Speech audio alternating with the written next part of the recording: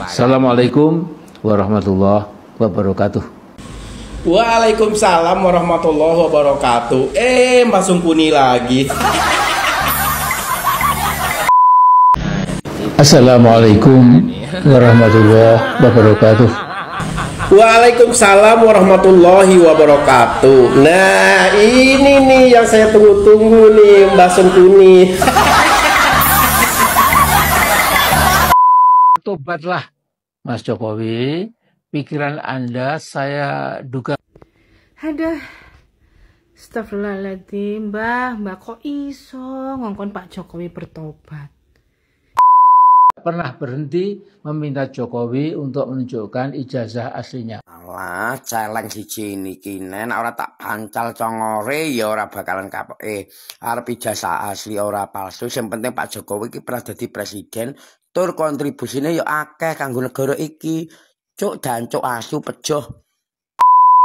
Baik sahabat sekalian, Amin Rais yang adalah salah satu tokoh reformasi tanah air justru tergabung di dalam kelompok TPUA yang selama ini mempersoalkan terkait dengan kepemilikan ijazah palsu yang ditudingkan terhadap mantan Presiden Joko Widodo. Dan baru-baru ini ada seorang konten kreator yang berupaya melakukan parodi dengan menyatukan video dirinya dan juga video dari Amin Rais yang selama ini telah menuding terkait dengan kepemilikan ijazah palsu oleh mantan Presiden Jokowi. Banyak netizen yang beranggapan dan memberikan atau menyematkan sebuah nama terhadap Amin Rais, yaitu Sengkuni, salah satu tokoh dari dunia pewayangan yang terkesan sebagai orang yang sering memberikan isu-isu negatif atau dalam tanda kutip sebagai provokator. Dan dalam video ini kita akan menyaksikan bagaimana pernyataan Amin Rais yang kadang membingungkan.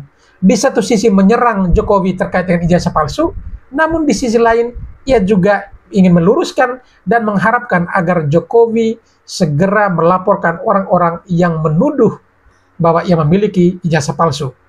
Dan seperti apa video editan dari seorang netizen yang menyatukan video dirinya dan juga Amin Rais yang berbicara terkait dengan isu ijazah palsu milik Jokowi, dan juga seperti apa analisa dari berbagai pihak yang memberikan pernyataan statement mereka terkait dengan kepemilikan ijazah palsu tersebut.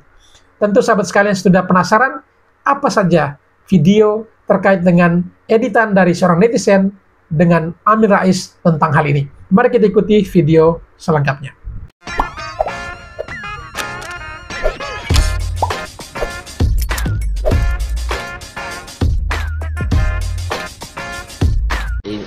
Assalamualaikum warahmatullahi wabarakatuh. Waalaikumsalam warahmatullahi wabarakatuh. Mbak Sungkuni lagi.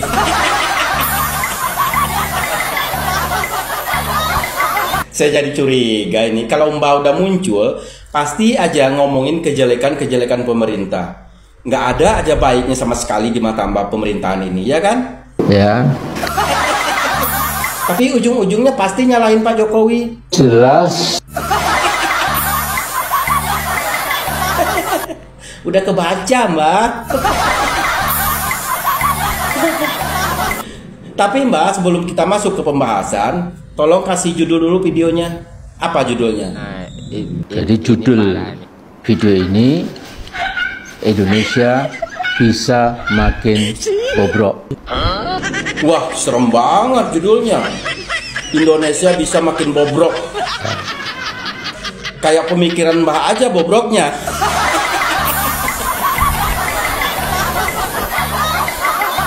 Ya udah lanjut. Tadi Mbak ngomong Indonesia ini bisa makin bobrok. Coba bahas sedikit. Apa aja yang mendasari Indonesia ini makin bobrok di mata Mbak? Apa? Coba. Jadi rezim Prabowo ternyata merupakan kelanjutan atau kontinuasi belaka dari rezim bobrok Jokowi. Salah-salah dengan gaya serba gerusa-gerusu dan gedebak-gedebuknya, dan maaf sambil nampak ngos-ngosan, saya khawatir masa depan Indonesia di bawah Prabowo Subianto bisa lebih terpuruk lagi. Jadi ini bisa, belum tentu. Masalahnya Mulyono terus saja menempel atau melekat dengan Prabowo. Ya. Dan cukup jelas dalam partnership Prabowo Jokowi, Jokowi menjadi partner yang senior. Wibawa Jokowi buat Prabowo jauh lebih besar karena Prabowo adalah partner junior. Ya jelas aja Mbak, secara mereka berdua itu kan bestian, saling menasehati ke arah yang positif, saling mensupport gitu.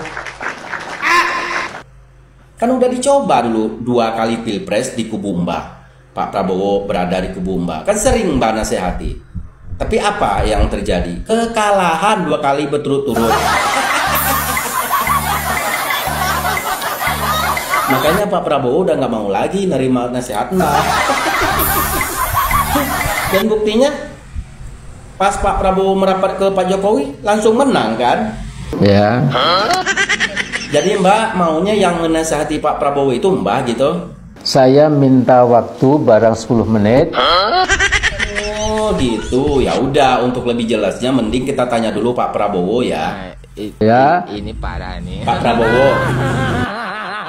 Sepertinya Mbak ini sirik Pak kalau Bapak dekat terus sama Pak Jokowi, apalagi bersalaman, mesra-mesraan. Sepertinya beliau sirik Pak. Dan ketika Pak Jokowi memberi masukan yang positif ke Bapak, dia nggak nerima Pak. Lucu juga. Coba deh sesekali Pak Prabowo minta nasihat ke dia. Mau nggak Bapak? Sorry ye.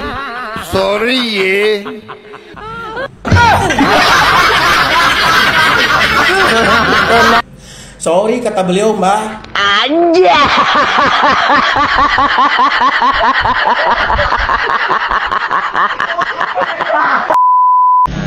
Assalamualaikum warahmatullahi wabarakatuh. Waalaikumsalam warahmatullahi wabarakatuh. Nah ini nih yang saya tunggu-tunggu nih Mbak Sungkuni.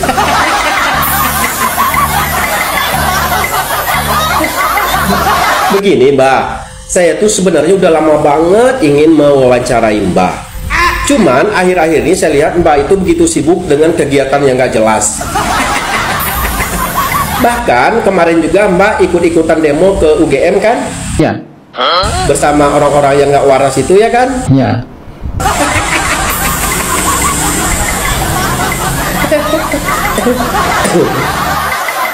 Mbak tahu kan akhir-akhir ini tuh begitu maraknya isu ijazah palsu Pak Jokowi. Sebenarnya isu ijazah palsu ini udah bukan barang baru lagi. Bahkan semenjak Pak Jokowi jadi presiden yang lalu itu udah beredar, ya kan? Ya. Bahkan politisi PDIP pun sudah membantah waktu itu. Tapi yang namanya orang sakit hati karena junjungannya kalah waktu pilpres kemarin, dan juga anggota-anggota ormas yang nyata-nyatanya ormasnya itu udah dibubarkan sewaktu Pak Jokowi jadi presiden. Nah itulah yang mendasari mereka sakit hati sehingga isu ini diangkat terus. Coba dong komentari sedikit mengenai ijazah palsu Pak Jokowi ini, sedikit aja coba. Saya yakin sebagian besar anak bangsa sudah tambah muak dengan masalah ijazah palsu Jokowi. Masalah ini makin liar dan mengakibatkan pro kontra di tengah masyarakat. Nah itu Mbak tahu ya kan, jadi akan menimbulkan pro dan kontra. Iya.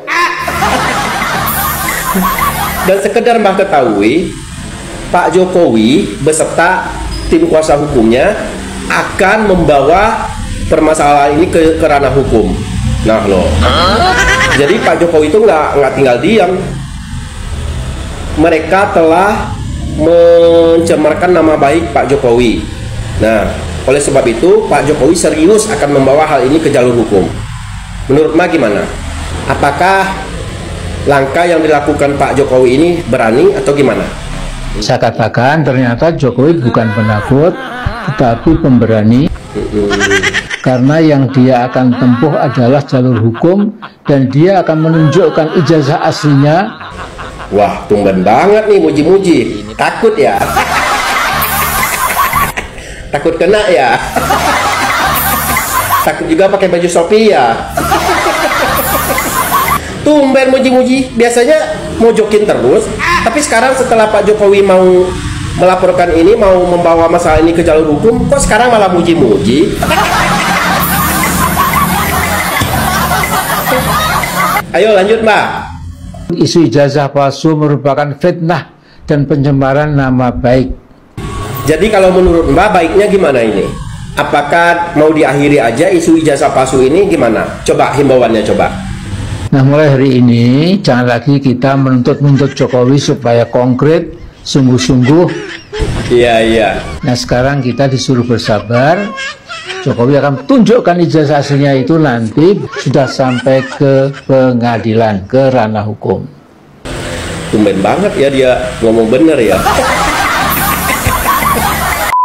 Sebaiknya Mas Jokowi sesegera mungkin Anda memerintahkan sejumlah lawyer atau kuasa hukum yang sudah ditunjuk untuk segera menyeret para tokoh yang tidak pernah berhenti meminta Jokowi untuk menunjukkan ijazah aslinya. Bertobatlah Mas Jokowi, pikiran Anda saya duga. Aduh, astagfirullahaladzim, Mbah kok iso ngongkon Pak Jokowi bertobat. Jenengan kuwi lho Mbah sing kudu bertobat. Ya toh, presiden pertama sampai terakhir dihujat terus. Jenengan lho Mbah sing kudu bertobat ki. Ojo Pak Jokowi. Pak Jokowi wis meneng. Ya toh, mbok apa-apane wae lho, mbok ilokno kaya apa lho. Meneng dan masih santun, sik respect karo jenengan Mbah. Kok jenengan iki lho, kok cah cilik to ya. Jenengan itu cendekiawan tokoh agama. Loh, panutan kudune ya aja kaya ngono to, Mbah. Wis jenengan ae lho sing leren. Ora sah aneh-aneh mikirno negara wis ora mampu, Mbah. Wis gek endang leren daripada stroke. Pernah berhenti meminta Jokowi untuk menunjukkan ijazah aslinya. Alah, celeng siji niki nen ora tak pancal congore ya ora bakalan kapeke. Arep ijazah asli ora palsu, sing penting Pak Jokowi iki pernah dadi presiden, tur kontribusine ya akeh kanggo negara iki. Cuk dancuk asu pejoh. Tuwek meh bongkol kok ya kakean pola to amin. Oh, rene tak idoni raimu kok tuwek wis meh buang kok kalau malaikat wis ora sabar apa njupuk nyawamu cuk dancuk nggegeri wong terus gawe kisruh wis tuwek uteke wis utek bayi ngono lho kowe iki tengok-tengok ngono lho kok bocah nak cilikane mungkin gondelan jembute Pak Ani ngono kuwi uteke utek elek terus iki utek kemin utekmu utek elek joh pejoh. Setelah Jokowi melawan terang-terangan, mana suara mereka? Mari kita mulai dari pertanyaan paling mendasar, tapi paling menyakitkan. Di mana suara Roy Suryo? Di mana Tifa? Di mana semua penggiring opini murahan yang dulu ribut soal ijazah palsu? Hening, diam 1000 bahasa. Ketakutan mereka sekarang sudah bukan di ubun-ubun lagi, tapi sudah mendidih sampai ke tenggorokan. Dulu galak, sekarang tenggelam. Dulu teriak-teriak soal moral, sekarang bisu soal fakta. Ini bukan soal Jokowi semata, ini soal akal sehat bangsa. Ini soal bagaimana satu tokoh difitnah habis-habisan, dicoba dihancurkan dengan segala cara, tapi tetap berdiri dengan kepala tegak. Dan ketika Jokowi buka suara secara terbuka, frontal, tajam, mereka panik. Jokowi tidak pakai narasi melankolis. Jokowi tidak perlu ngemis klarifikasi. Jokowi datang dengan satu modal, kebenaran. Sementara mereka datang dengan satu jurus basi, kebencian. Ijazah palsu, mari kita tanya balik. Sudah berapa kali pembuktian keluar dari pihak kampus? Berapa kali mahkamah memutuskan tuduhan itu tidak berdasar? Berapa kali orang-orang waras mengingatkan, ini fitnah murahan? Tapi Roy Suryo seperti biasa, lebih senang menjadi badut politik ketimbang negarawan. Seorang mantan menteri tapi perangai seperti komentator akun recehan. Ngakunya intelektual tapi tak paham etika dasar verifikasi informasi. Dan Tifa? Ya, Tifa yang katanya aktivis demokrasi tapi kelakuan seperti buzzer konspirasi. Berkoar soal kebebasan tapi senang menyebar hoax. Mendorong narasi-narasi absurd demi memuaskan dendam pribadi. Ketika Jokowi melawan, mereka takut. Karena narasi tanpa data tidak bisa menang melawan fakta. Ketika Jokowi bicara lantang, mereka sembunyi. Karena framing kebencian tidak tahan diuji kebenaran. Dan inilah yang menyakitkan bagi mereka. Ternyata Jokowi tidak hanya sabar, tapi juga kuat. Dan kini, ia tidak lagi diam. Jokowi tahu, difitnah itu bukan cuma menyakitkan secara pribadi, tapi juga menyakiti institusi negara. Karena jika presiden saja bisa dituduh seenaknya, apa kabar kita yang rakyat biasa? Jika satu ijazah asli pun bisa disebut palsu oleh yang otaknya palsu, apa gunanya hukum? Ini bukan sekadar narasi politik. Ini peringatan keras. Bahwa kebohongan yang dibiarkan akan tumbuh jadi monster. Tapi ketika satu kebenaran muncul, monster itu akan lari terbirit-birit. Roy Suryo, Tifa, dan antek-antek drama palsu lainnya sudah tak punya tempat. Karena suara mereka hanya besar di tengah kebohongan. Dan kini panggung sudah dikuasai oleh cahaya, oleh keberanian Jokowi untuk melawan. Jadi mari kita ulang sekali lagi, biar jelas. Di mana suara Roy Suryo? Mana suara Tifa? Kemana para pembuat drama ijazah palsu itu? Hilang, bisu, lenyap. Karena ternyata mereka bukan pembela kebenaran, tapi cuma pengecut berkedok pengamat. Karena ini bukan sekadar tentang Jokowi. Ini soal bagaimana bangsa ini dipermainkan oleh kelompok yang alergi terhadap kemajuan. Mari kita lihat pola mereka. Setiap kali negara mulai tertata, setiap kali pemerintahan mulai berjalan tanpa skandal besar, setiap kali pembangunan menyentuh yang selama ini ditinggalkan, mereka datang, membawa isu-isu palsu, membakar emosi, memelintir fakta, menggoreng apa saja yang bisa mengguncang stabilitas. Dulu soal pelanggaran HAM, besoknya soal utang negara, lusa soal investasi asing, dan kalau mentok, yaitu tadi, soal ijazah palsu. Lucunya, narasi ini selalu muncul saat mereka kehabisan peluru argumen. Bukan karena ada bukti baru, tapi karena mereka frustasi. Frustasi melihat Jokowi tidak bisa dijatuhkan dengan fitnah. Mereka pikir Jokowi akan terus diam. Mereka kira diam itu tanda lemah. Padahal mereka lupa, diam itu senjata. Dan ketika senjata itu dibuka, mereka kalang kabut. Ingat, Jokowi itu bukan tipe yang suka gaduh. Tapi kalau sudah bicara, satu-satu akan terbongkar. Dan kita sudah mulai lihat itu sekarang. Waktu Jokowi secara terbuka mengatakan ada pihak-pihak yang mencoba menghancurkannya dengan isu ijazah, itu bukan hanya pengakuan, itu peringatan. Bahwa ia tahu siapa yang bermain. Ia tahu siapa yang bicara di depan kamera dan siapa yang mengatur di belakang layar. Lalu, siapa yang tiba-tiba diam? Roy Suryo, Tifa, yang lainnya juga. Bisu hilang dari panggung. Karena spotlightnya bukan lagi di mereka. Spotlight sekarang menerangi wajah-wajah pembuat hoax. Dulu sok jadi pembela rakyat. Sekarang terbukti hanya alat. Dulu bilang cinta kejujuran. Sekarang takut kebenaran. Kita harus jujur. Ini bukan hanya pertarungan antara Jokowi dan para pembencinya. Ini cermin tentang siapa sebenarnya yang peduli negeri ini. Jokowi tidak sempurna, iya. Tapi dia bekerja. Dia membangun. Dia hadir. Dan ketika difitnah, dia melawan bukan dengan emosi, tapi dengan data dan ketegasan. Sementara mereka, Roy Suryo hanya pintar bicara, tapi gagal menunjukkan kredibilitas. Tifa cuma bisa memelintir narasi, tanpa pernah memberi solusi. Dan sisanya, cuma koor yang ikut ramai kalau ada panggung kamera. Sementara mereka, Roy Suryo hanya pintar bicara, tapi gagal menunjukkan kredibilitas. Tifa cuma bisa memelintir narasi, tanpa pernah memberi solusi. Dan sisanya, cuma koor yang ikut ramai kalau ada panggung kamera. Maka mari kita ulang dan kita tekankan lagi. Di mana suara mereka sekarang? Di mana para penuduh yang dulu yakin sekali Jokowi punya ijazah palsu? Kemana mereka sembunyi setelah fakta demi fakta membungkam mulut mereka? Mereka takut. Karena mereka tahu kalau Jokowi buka semua kartu mereka habis. Dan itu sedang terjadi. Perlahan, tapi pasti. Karena ingat, dalam politik tidak ada kebetulan. Tidak ada isu yang muncul tiba-tiba tanpa aktor. Semua by design. Semua ada tuannya. Dan soal ijazah ini bukan soal pendidikan.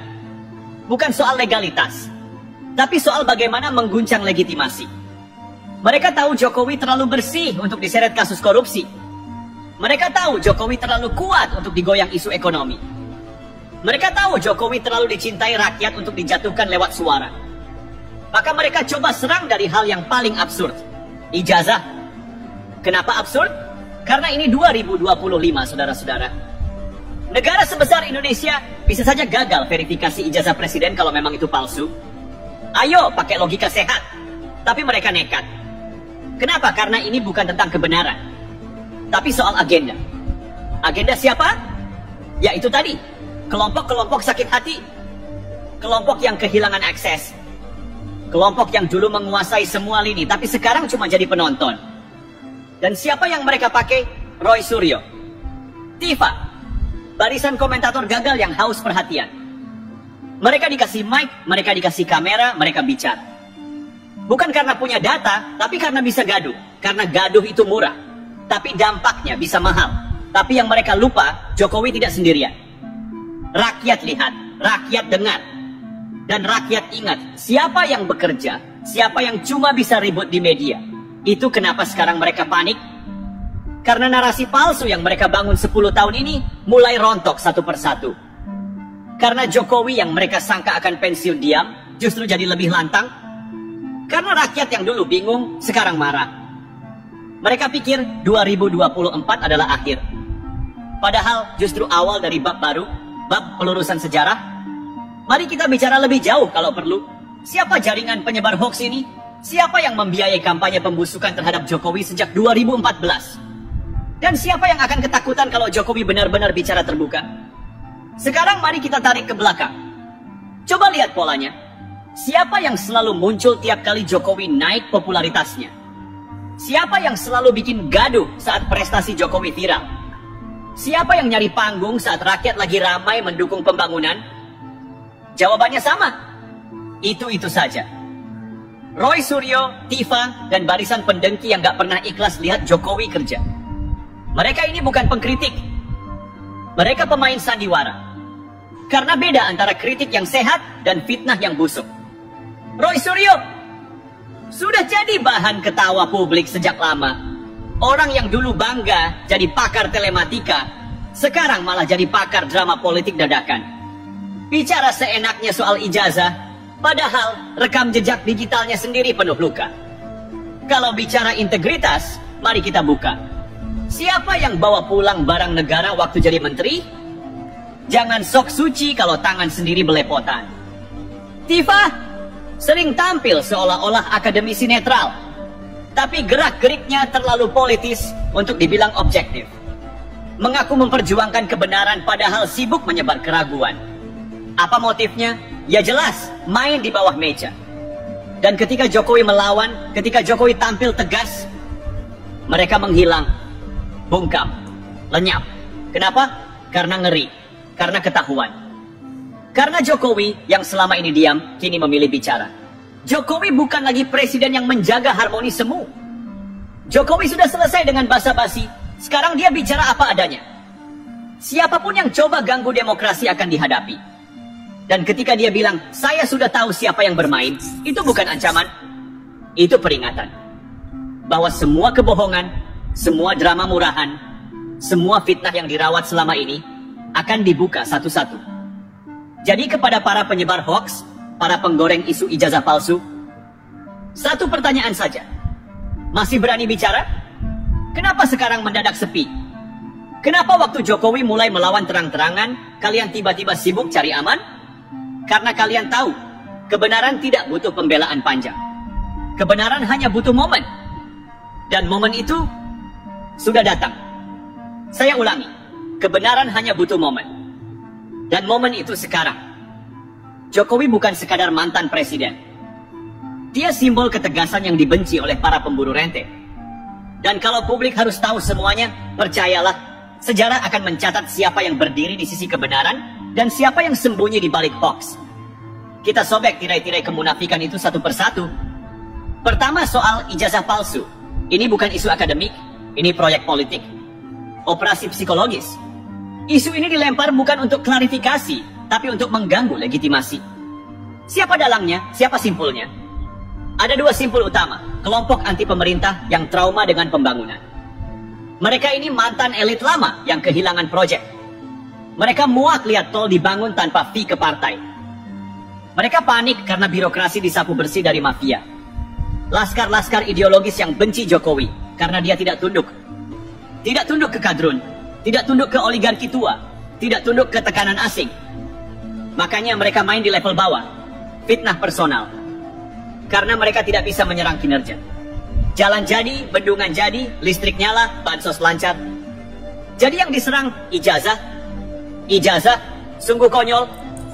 Mau tahu fakta pahitnya? Isu ini dikuatkan oleh orang-orang yang dulu hidup di panggung kekuasaan, tapi sekarang jadi pecundang sejarah. Roy Suryo sudah tidak relevan, tapi masih berharap disorot. Masih pikir orang lupa soal skandal barang negara. Padahal publik tidak bodoh.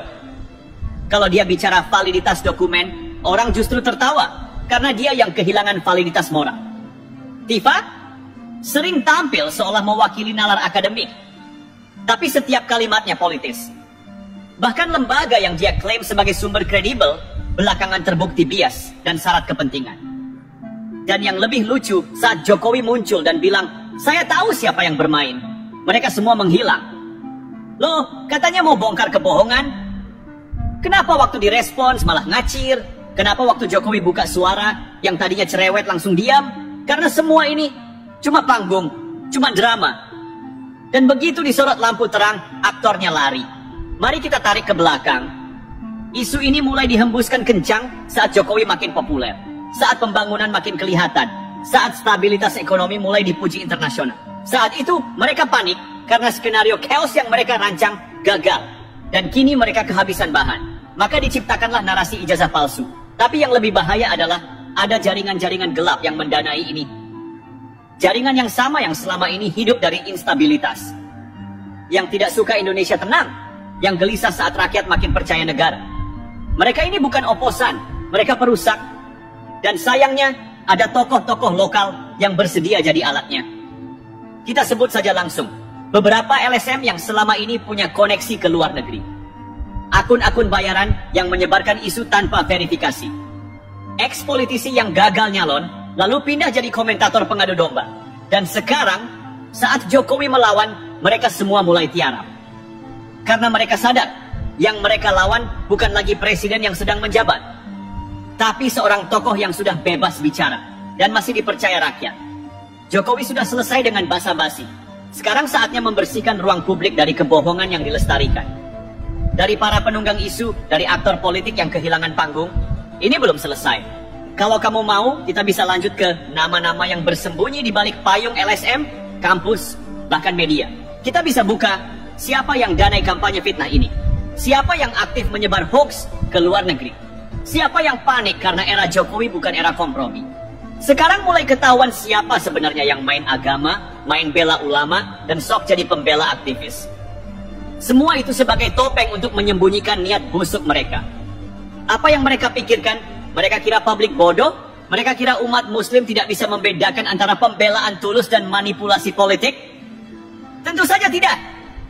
Main agama? Ini adalah trik yang sangat lama dan kotor. Mereka pikir dengan memakai jubah agama, orang-orang akan melupakan siapa mereka sebenarnya.